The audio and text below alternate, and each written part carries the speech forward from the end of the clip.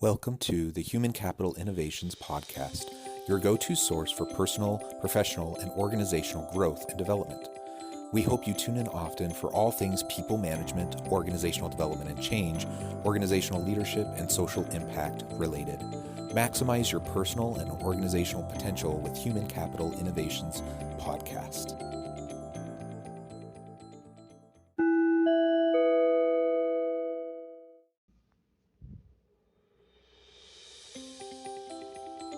Welcome to the Human Capital Innovations Podcast. In this HCI podcast episode, I talk with Michelle Graff about cultivating human resiliency and the compassion-fatigued organization.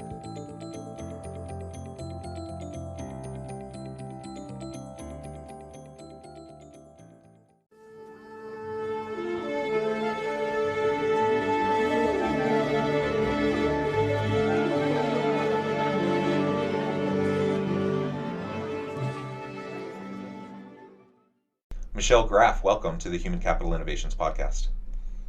Hi, glad to be here. Thank you for having me. Yeah, thank you for joining me. I'm super excited to have a nice conversation with you today. We're going to be focusing on cultivating resilience among our team and juxtaposing that with this idea of the compassion fatigued organization, which is the title of your recent book. I'm super excited to explore that with you. As we get started, I wanted to share Michelle's bio with everybody. Michelle Graff is the founder of Cultivating Human Resiliency and the author of Compassion Fatigued Organization. After more than 20 years in social service, she now focuses on helping the helping professional. As a resiliency cultivator, she provides training and consultation to both public and private human service agencies. Over the past 22 years, Michelle has developed and presented hundreds of trainings on everything from trauma and the brain to interpersonal and leadership skills. Her experience working with human service professionals and organizations has provided an insider's perspective on the impact of secondary trauma. Compassion fatigue has become her most requested topic. I'm super excited to explore that with you. Thanks for joining me. And before we really launch on into the conversation, anything else you would like to share with listeners by way of background or personal context? No, I think other than just to say, since I started out actually as a service provider, working in a social service organization, we had a lot of focus on understanding trauma and how it affects people for the purpose of better serving our clientele. And one of the things I noticed was that all of the things we were learning applied to ourselves as providers, and that we're not that different. All human beings, when we talk about being trauma informed, it's not about just understanding the traumatized. It's about understanding all of us and our brain's responses to different stressors or threats. And the information we learned is applicable to everybody. I also realized that it's all about connection and human interaction. And to provide those compassionate connections to people, which is really where healing begins, we need to ourselves be compassionate and understand how our experiences impact our interpersonal responses. So that's what sort of inspired me to change my focus to the helping provider. Yeah, I think that's great, and I appreciate that additional context about how you kind of switched your focus as you've gone throughout your career. So let's start by talking about the compassion fatigued organization. That's the title of your book. What was the inspiration behind that book, and tell us a little bit about what you mean by the compassion fatigued organization. Sure. Well, as in my job as a resiliency cultivator, I provide a lot of trainings on a variety of topics. And two helping organizations are my primary clients or customers. And I noticed that I was getting a lot of requests for compassion fatigue as a topic. And this was pre-pandemic. It just seemed to be something everybody was interested in. And it's not a new topic. The concepts of compassion fatigue have been around for a while. But as I started presenting the topics, I was also delving more into what does this really mean? How do we really combat it? And it's not just about the individual, it's also about the organization. Because when we talk about interpersonal relationships, that that applies to our organizations as well as individuals, and it's all about, I do a lot of work with understanding the brain, and the brain is just sort of a model of our interpersonal relationships, the way the brain functions, and that is also sort of a model for our organizations. So as I was delving deeper into the topic, recognizing that there was a great need out there, that sort of guided my decision to make that the topic of my book, just because I thought there was a need. And this was, I started writing pre-pandemic, and then of course this last year or year and a half has really emphasize the need for caregivers or people in the helping profession to really be able to look at how do we take care of them and how do they take care of themselves, not just take care of themselves, but how do we take care of each other. Yeah, yeah. And so this idea of compassion fatigue, um, as I think about this past year, we've really needed people to show more empathy, to show more compassion. We need leaders to listen to their people, to understand the challenges they're facing, and that does wear on you over time. Hmm. And leaders bear a heavy burden. And one thing that I've talked to many executives about in coaching and in various conversations this past year is how they're expected to carry that load for their people, but who's carrying that load for them? Right. Who's showing them that compassion? Who's listening to their struggles? They're having all the same issues that the rest of us are having, right? And it does wear on you over time as you're trying to, support. Say I have a family, I have kids at home, and they're doing online school, and you and your spouse are working remotely, and you have a remote team, and you're trying to help them, and they're all struggling. I mean, man, it's a heavy burden. It's a hard thing to deal with, and burnout is inevitable at some point if you Hmm. don't practice self care and make sure that you're taking care of your own needs. Absolutely. And I think it's also about understanding what's actually going on when we experience compassion fatigue. You are right in pointing out that it's not just the traditional helping professional. This is something that impacts a lot of us. And I think leaders are a unique group in that way because compassionate leaders, which we hope, we have compassionate leaders, they're going to be exposed to the all of the trauma, if they're empathetic, everything that their staff and their workforce is going through. And when we talk about compassion fatigue, it's that experience that feels like you're out of compassion. You just you're depleted. And one of the things that I try to stress in the book is that compassion is a renewable resource. We're really not out of compassion. What's happening is our brain is recognizing that the compassionate work we do um, makes us vulnerable. And so it's shutting it down. It's a protective response to start numbing those feelings of compassion because our brain is detecting that as a threat. And so the answer to doing that or to combating it is actually not to be less compassionate, not to pull away as our instincts might tell us to do, but actually reset, set some boundaries, and keep compassion going in our lives. And so that's where my book, I try to offer some practical ways of doing that. And one of the ways, I always say start with yourself in your own understanding and self awareness. So I use an analogy to describe compassion fatigue as the circuit breaker in our house. And Jonathan, I'm sure you've experienced, as your listeners have, times where you've accidentally tripped that breaker. And if you didn't understand the workings of a house and you're trying to make dinner and you have all these appliances going and all of a sudden the power shuts off, your first response might be to think that you're now depleted of power, that the power's run out somehow. But of course, we know that's not what is going on at all. You've just tripped a circuit breaker, and that's a safety feature in your house. It means the wires are, overloaded somewhat, and the breaker trips so that you can be safe. And what you need to do is unplug a few things and go reset that breaker and get that power back going. And so that's a great analogy, I think, to help people understand what's going on with their stress response or their threat response in their brain when they're experiencing compassion fatigue. You don't want to, you're not out of compassion. In fact, compassion's the antidote, but you also need to reset.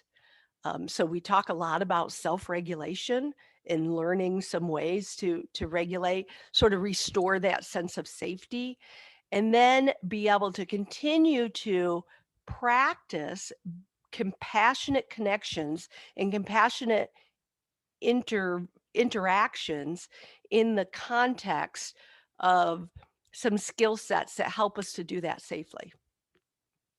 Yeah, and you mentioned boundaries, and I think that is really important, and particularly in social work, for example, so many social workers burn out um, because it wears at you, right? And so unless you're able to reset, unless you're able to compartmentalize and set up boundaries, it's inevitable at some point. And I think that's true for a compassionate leader, Mhm. a really concerned parent. Like we have to be able to set up those boundaries. So what are some of the specific things you suggest to readers in your book or people you work with in organizations on how to set up those healthy boundaries? Well, boundaries in themselves it's a very complex, because we have boundaries in so many different things. We have information boundaries, emotional boundaries. It's not just the physical boundaries. So we always start by identifying or recognizing what those boundaries are and what we need. And our boundaries are very personal. What I need to feel safe and to function properly might be different than Jonathan, what you need in a relationship. And boundaries vary from relationship to relationship.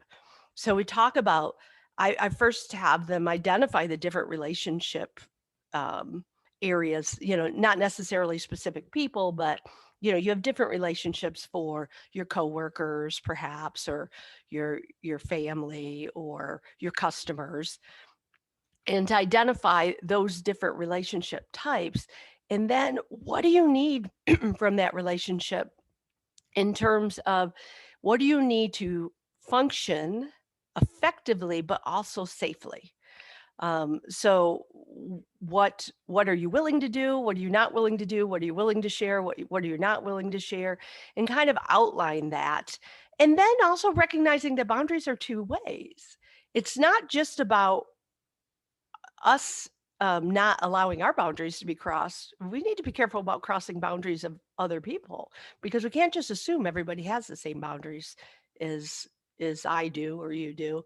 So really just starting with that self-awareness and really being able to clearly identify. I always say healthy boundaries, it's not about loose or tight. Sometimes we associate loose boundaries with being bad boundaries or tight, and that's not the case at all. It doesn't matter where we are on that continuum as long as it keeps us safe. What matters is that we can affectionately function in relationships, that we can be safe, and that they are clearly identified. So that means really getting down to understanding what my boundaries are so I can communicate them clearly to other people. Most people in this world struggle with this. We're all on a continuum of hurt and healing. And sometimes if we're on the hurt end of that continuum, our boundaries might look messy. They're not clearly defined. And so when we bump up against someone like that, we're going to get a interpersonal response that's going to be a protective response.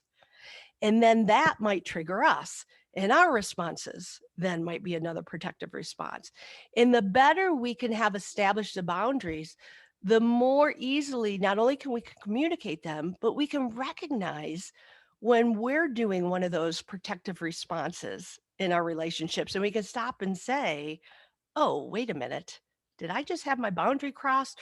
Or did I just cross somebody else's boundary in how I responded to that? So that's sort of a complicated response to a complicated question, but it really starts with that self awareness.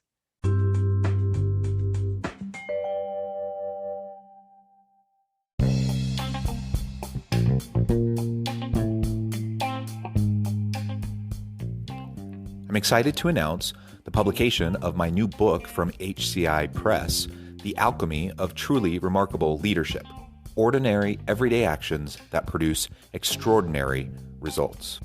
Consider how the nature of work has shifted over the past 50 years. With increased globalization, rapid technological advancement, and the shift in economic composition, the average job of today looks very different than the average job of 50 years ago. What will the jobs and organizations of tomorrow look like? Moreover, what does this all mean for organizational leaders? What are the core competencies and capabilities of organizations and their leadership that are prepared for continued disruption and geopolitical and socioeconomic shifts? Regardless of what the future holds, increasingly, leaders need to be socially minded, data-driven, decisive, champions of talent, and disruptors of the traditional notions of leadership, teams, organizations, and work. The Alchemy of Truly Remarkable Leadership will help you to explore your own leadership competencies and capabilities and consider ways to apply and implement them into your workplace and personal life.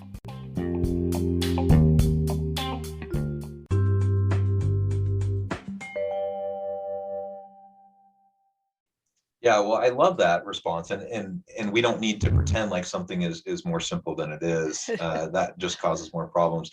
But I think that's really helpful, and we need to be thoughtful about our boundaries. We need to take the time to really consider them and consider the different types of relationships we have, and find, everyone's different in how their energy works and how they become depleted as they go throughout their day, right? And so what works for me and like what boundaries I need, probably are going to be a little bit different than you or, 10 other people that I meet walking down the street. And that's totally fine. So we just need to learn about ourselves. We need to learn about how our energy flow works, the challenges that we may face when we're going about our day. And then we can, over time, experiment, investigate, and try things out and see how it pans out for us. Yeah. Relationships are hard. Any interpersonal relationship, whether it be professional or personal, they're challenging. All of us, and you can get better at it, but there's no easy formula. We're human beings. We're going to be triggered at times. We're going to respond in a way that we recognize as, oh, that wasn't helpful at all. And the best we can do is repair and grow and learn from it and continue on with our relationships. But it's an ongoing skill set that we're all learning. And so it has to come with some humility and also the ability to forgive, or just recognize the humility in other people, or the humanity in Yeah, others. yeah, that's a great reminder. So let's talk now a little bit more about resilience. We're facing compassion fatigue.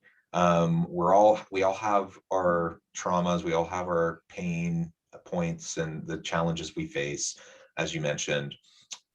So what do we do about it? Like, how do we respond to it? And I love the word resilience because Mhm. I think there's so much embedded there about how we can approach, really our worldview, how we approach our interactions with others as we go about our day. So what are some of the things you share with clients as you're talking about how to foster more of a resilience mindset Mhm. to respond to those challenges we face?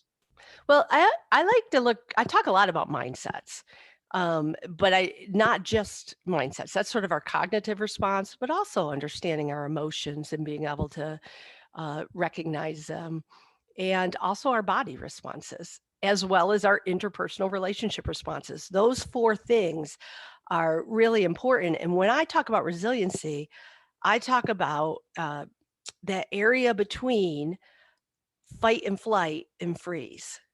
because we can be triggered in two different responses: that response of mobilization, that response of freeze or immobilization. And in between that is healthy regulation. Now, that doesn't mean that when we're responding in mobilization, it's all fight and flight. You can be mobilized um, in a way that we respond that isn't necessarily triggering a protective response. For example, you know the we don't want to be at rest all the time. A little bit of stress in our life is good. It motivates us to get things done, to accomplish things, and also even emotionally.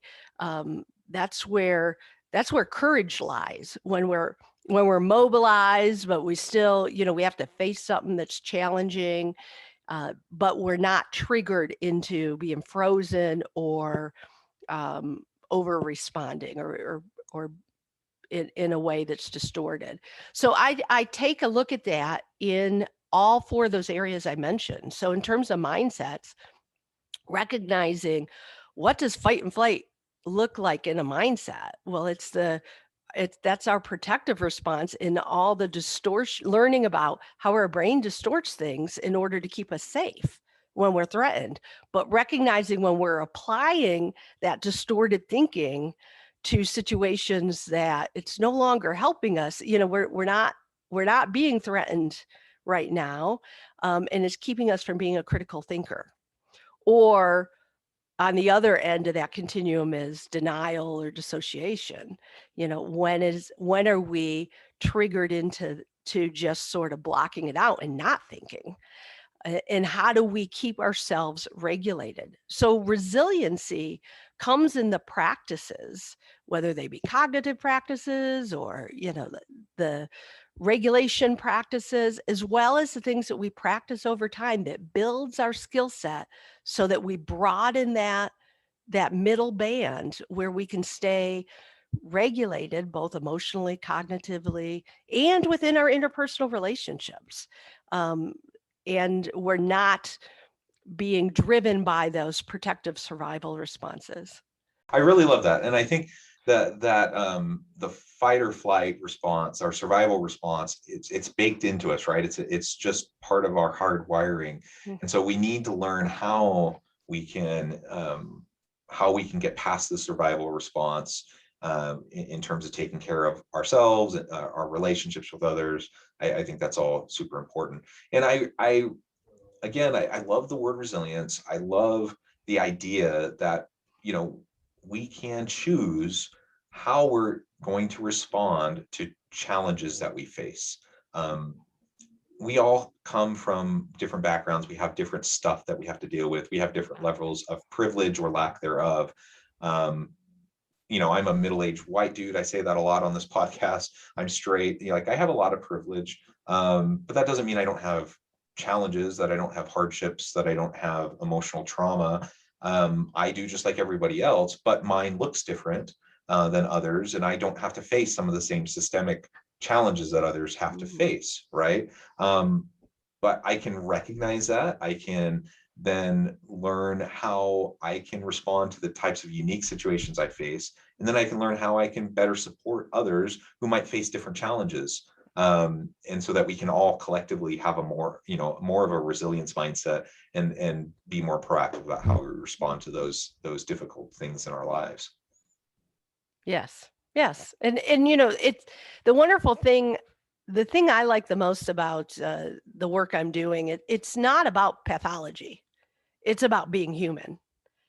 And we all get triggered, every one of us. And yes, our you are correct, and our past experiences certainly shape how we respond. I believe the experiences of our parents and grandparents shape how we respond. But each interaction that we face, we have an opportunity to respond differently and to learn and grow from that. But part of learning and growing is also being able to um, acknowledge that you're human and accept that you are going to make mistakes, Yeah.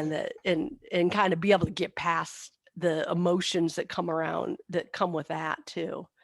Yeah. So that we can fix we can heal, we can focus on healing and restoration as opposed to um, guilt Yeah. and things that are helpful. Yep, perfect. Well, Michelle, it has been a real pleasure talking with you today. The time has flown by. We're about to the end of our time, but before we close, I wanted to give you a chance to share with listeners how they can get connected with you, find out more about your work, your team, and then give us a final word on the topic for today. Okay. I have a website called resiliency, or it's resiliencyonline.com. That's a good way to connect with me. I also Cultivating Human Resiliency has a Facebook page and a YouTube account. And so if you Google Cultivating Human Resiliency, you can find me there. And also, my book is available on Amazon.com, and it is the Compassion Fatigued Organization, Restoring Compassion to Helping Professionals. And that's available if you want to look for that. And also, you can, if you go to my website or Facebook page or any of the other social media accounts, you'll be able to find more information also about my book. And I also, what I really my big work, I'm more than just an author. I work with organizations, and I love working with leaders. I provide trainings online as well as, before the pandemic, I did workshops in person, and hopefully someday we'll get back to those. But I'm available to help organizations also in this or anything, compassion fatigue or anything that has to do with resiliency, being trauma informed. The brain is one of my favorite topics to talk about. And I am not a neuroscientist, but I like to find practical ways to apply the research to the work that we do. Yeah, yeah, perfect. Well, thank you, Michelle. It has really been a pleasure. I encourage listeners to reach out, to get connected, to find out more about what you can do for them. Check out your book, check out your service offerings. And as always, I hope everyone can stay healthy and safe, that you can find meaning and purpose at work each and every day. And I hope you all have a great week.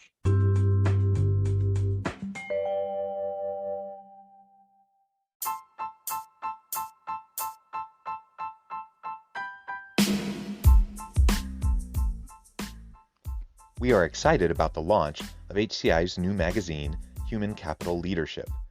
Human Capital Leadership is a free, interactive e-magazine designed to help individuals, leaders, and organizations find innovative approaches to maximize their human capital potential.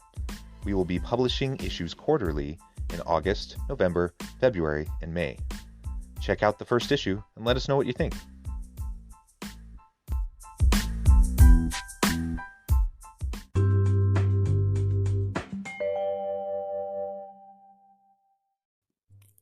Thanks again for joining us for this episode of the Human Capital Innovations Podcast. I hope you stay healthy and safe and that you have a great week.